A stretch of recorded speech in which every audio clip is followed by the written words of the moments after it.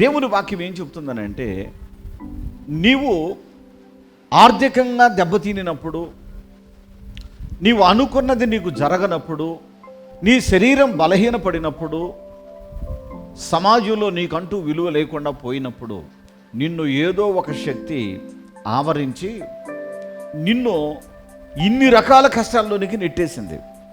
నేను ఇలా ఎందుకున్నాను అనే సంగతి తెలియక కొందరు జ్యోతిష్యుల దగ్గరికి వెళ్ళి, అయ్యా అసలు నా జాతకం ఎట్లా ఉందో చెప్పు అని అంటారు. ఆ చెప్పేవాడికే తన జాతకం ఏంటో తన బ్రతికేంటో తెలియదు, కానీ నీకు మాత్రం చాలా సలహాలు చెప్తాడు. కొంతమంది వాస్తు చెప్పే వాళ్ళ దగ్గరికి వెళ్తారు.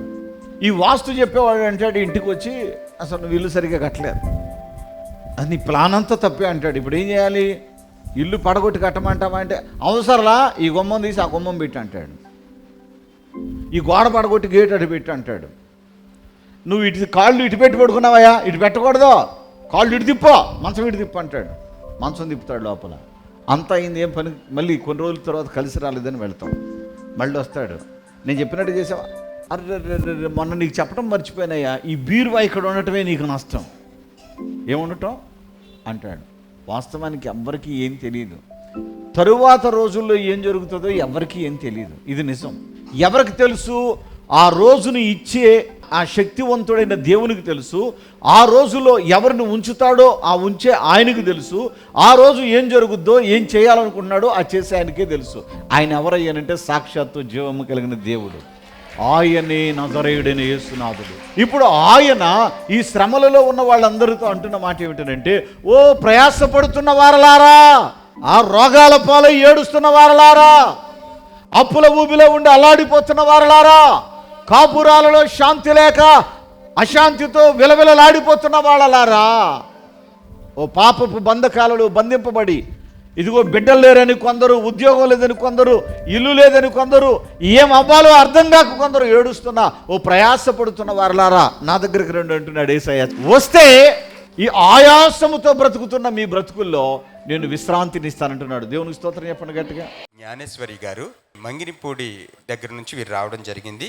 ఈమెకి ఎడమ కాలు దగ్గర క్రింద పాదం దగ్గర గోకుడు పుండు పడిందట. గోకేటప్పటికి అది పుండు పడి అది కాస్త ఇన్ఫెక్షన్ గురి అయ్యి మోకాలు క్రింది భాగం అంతవరకు కూడా ఆ శరీరాన్ని తినివేసింది. ఇక బోన్ మాత్రమే ఉంది. కండంతా కూడా నిరుపయోగంగా అదంతా స్మాష్ అయిపోవడం జరిగింది. హాస్పిటల్కి వెళ్ళి ట్రీట్మెంట్ తీసుకుంటే దాదాపు 11 లక్షల వరకు ఖర్చు చేశారు.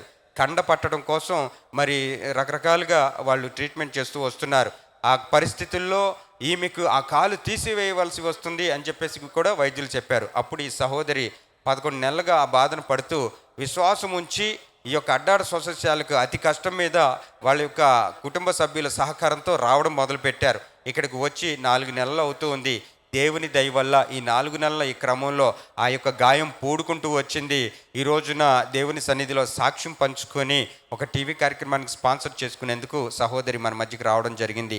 జ్ఞానేశ్వరి గారి విషయంలో 11 లక్షల వరకు ఖర్చైన కలగని స్వస్థత ఏదైతే ఉందో ఈ శాలకు రాగా దేవుని దయలో స్వస్థత చేకూరింది. ఈ సహోదరి విషయంలో కార్యం చేసిన ఆ దేవాది దేవునికి స్తోత్రములు చెల్లిద్దామండి. హల్లెలూయా. పరిశుద్ధాత్మ అభిషేక అంజూర పండుగ జరుగు స్థలముల వివరములు. నూజివీడులో జూలై 28వ తేదీ మంగళవారం ఉదయం 8 గంటల నుండి జరుగును. స్థలం కృష్ణా విలాస్ ఫంక్షన్ హాల్, బంగినపల్లి తోట, Krishna Vilas Nagar, opposite Saint Thomas high school road, Nuzvid, Eluru జిల్లా. ఈయన రఘునాథపాలెం నుంచి రావడం జరిగింది. వీళ్ళ కుమార్తె వాళ్ళకి వివాహం అయిన తర్వాత జాబులు దృష్టిలో పెట్టుకొని కొద్ది కాలం మనకు పిల్లలు వద్దు అని చెప్పేసి 2 ఏళ్ల పాటు ఆపుకున్నారు. తర్వాత ఇప్పుడు మనకు బిడ్డలు కావాలి అనుకుంటే 3 ఏళ్ల దాకా అందట్లేదు. 5 ఏళ్ళు గడిచిపోయింది. హాస్పిటల్కి వెళ్తే వాళ్ళు నీటి బుడగలు ఉన్నాయి అవి ఇవి అని చెప్పేసి చెప్తూ ఉన్నారు.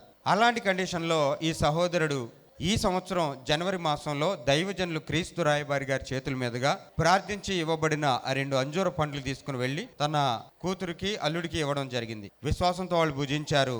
దేవాది దేవుడు ఆమెను కనికరించి కృప చూపించాడు. ఇప్పుడు ఆమె గర్భవతిగా ఉండి ఉన్నది. చప్పట్లు గట్టిగా కూడా దేవుని స్తుతిద్దాం. ఏ ఆశతో వీరు ఇక్కడికి వచ్చారో ఆ ఆశను తీర్చిన దేవునికి సాక్షిగా నిలిచి గణపరుస్తూ ఉన్నారు. దేవునికే మహిమ కలుగును గాక. పరిశుద్ధాత్మ అభిషేక అంజూర పండుగ జరుగు స్థలముల వివరములు. విజయవాడలో ఆగస్టు 3వ తేదీ సోమవారం ఉదయం 8 గంటల నుండి జరుగును. స్థలం హనుమంతరాయ గ్రంథాలయం, ఏలూరు లాకుల సెంటర్, గాంధీనగర్, విజయవాడ. హైదరాబాద్లో ఆగస్టు 4వ తేదీ మంగళవారం ఉదయం 8 గంటల నుండి జరుగును. స్థలం Saint Thomas Tamil church ground, alpha hotel వెనుకాల, Secunderabad railway station road, Secunderabad. ఖమ్మంలో ఆగస్టు 5వ తేదీ బుధవారం ఉదయం 8 గంటల నుండి జరుగును. స్థలం మంచికంటి భవన్, సిపిఎం ఆఫీస్ ప్రక్కన, ఎన్ఎస్టి రోడ్, ఖమ్మం. ఆత్మకూరులో ఆగస్టు 5వ తేదీ బుధవారం ఉదయం 8 గంటల నుండి జరుగును. స్థలం డైమండ్ ఫంక్షన్ హాల్, బస్టాండుకు దగ్గరలో, నంద్యాల టర్నింగ్ వద్ద, ఆత్మకూరు. రేపల్లెలో ఆగస్టు 6వ తేదీ గురువారం ఉదయం 8 గంటల నుండి జరుగును. స్థలం Veeravalli Kotaiah function hall, Uppudi road, Bapatla జిల్లా, రేపల్లె. పెద్ద డోర్నాలలో ఆగస్టు 6వ తేదీ గురువారం ఉదయం 8 గంటల నుండి జరుగును. స్థలం కల్వరి స్వస్థతశాల, పోస్టాఫీస్ వెనుక, కర్నూలు రోడ్, పెద్ద డోర్నాల.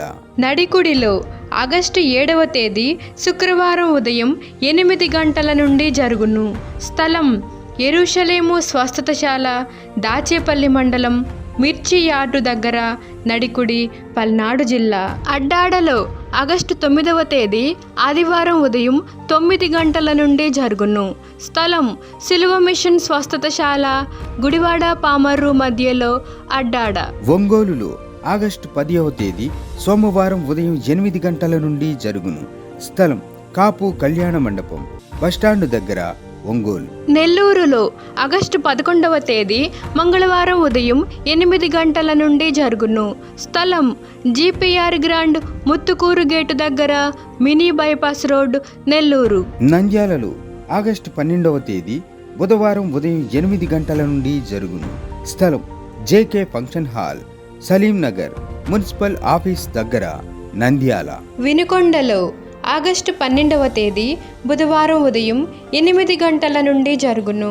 స్థలం గంగినేని గార్డెన్స్, నర్సరావుపేట రోడ్, పల్నాడు జిల్లా. కర్నూలులో ఆగస్టు 13వ తేదీ గురువారం ఉదయం 8 గంటల నుండి జరుగును. స్థలం వైఎంసిఏ గ్రౌండ్, రాజ్ థియేటర్ ఎదురుగా, ఆర్ఎస్ రోడ్, కర్నూలు. మాచెర్లలో ఆగస్టు 13వ తేదీ గురువారం ఉదయం 8 గంటల నుండి జరుగును. స్థలం మానుకొండ కళ్యాణ మండపం, మున్సిపల్ ఆఫీస్ దగ్గర, మాచెర్ల, పల్నాడు జిల్లా. గుంటూరులో ఆగస్టు 16వ తేదీ ఆదివారం మధ్యాహ్నం 3 గంటల నుండి జరుగును. స్థలం LEM high school ground, lodge centre, Brodipet, Guntur. తాడేపల్లిగూడెంలో ఆగస్టు 17వ తేదీ సోమవారం ఉదయం 8 గంటల నుండి జరుగును. స్థలం Renuka function hall, flyover bridge ఎదురుగా, కొండయ్య చెరువు రోడ్, కడగట్ల, తాడేపల్లిగూడెం. వైజాగ్లో ఆగస్టు 18వ తేదీ మంగళవారం ఉదయం 8 గంటల నుండి జరుగును. స్థలం సుబ్బలక్ష్మి కళ్యాణ మండపం, శ్రీకన్య థియేటర్ ఎదురుగా, railway new colony, Subbalakshmi Nagar, Visakhapatnam. కాకినాడలో ఆగస్టు 19వ తేదీ బుధవారం ఉదయం 8 గంటల నుండి జరుగును. స్థలం universal community hall, Mohammed Ali street, Gandhinagar, Kakinada. నర్సరావుపేటలో ఆగస్టు 19వ తేదీ బుధవారం ఉదయం 8 గంటల నుండి జరుగును. స్థలం paradise function hall, Ravipadu road, hotel 6 ఎదురుగా, నర్సరావుపేట, పల్నాడు జిల్లా. బాపట్లలో ఆగస్టు 20వ తేదీ గురువారం ఉదయం 8 గంటల నుండి జరుగును. స్థలం ఎంఎస్ఆర్ కళ్యాణ మండపం, జమ్ములపాలెం రోడ్, బాపట్ల. భీమవరంలో ఆగస్టు 20వ తేదీ గురువారం ఉదయం 8 గంటల నుండి జరుగును. స్థలం Lutheran high school ground, municipal office దగ్గర, భీమవరం.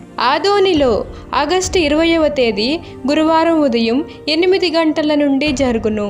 స్థలం international function hall, two town police station ప్రక్క రోడ్, ఎస్కేడి కాలనీ, ఆదోని. ఏలూరులో ఆగస్టు 23వ తేదీ ఆదివారం మధ్యాహ్నం 2 గంటల నుండి జరుగును. స్థలం గిరిజన భవన్ ఫంక్షన్ హాల్, కొత్త బస్టాండు దగ్గర, జన్మభూమి పార్క్ ఎదురుగా, ఏలూరు. రాజమండ్రిలో ఆగస్టు 24వ తేదీ సోమవారం ఉదయం 8 గంటల నుండి జరుగును. స్థలం Lutheran church ground, Janpeta, church gate, Apsara theatre దగ్గర, రాజమండ్రి. అనంతపురంలో ఆగస్టు 24వ తేదీ సోమవారం ఉదయం 8 గంటల నుండి జరుగును. స్థలం Sri Padmavathi function hall, old Ramana Ramesh theatres, old town, Anantapuram.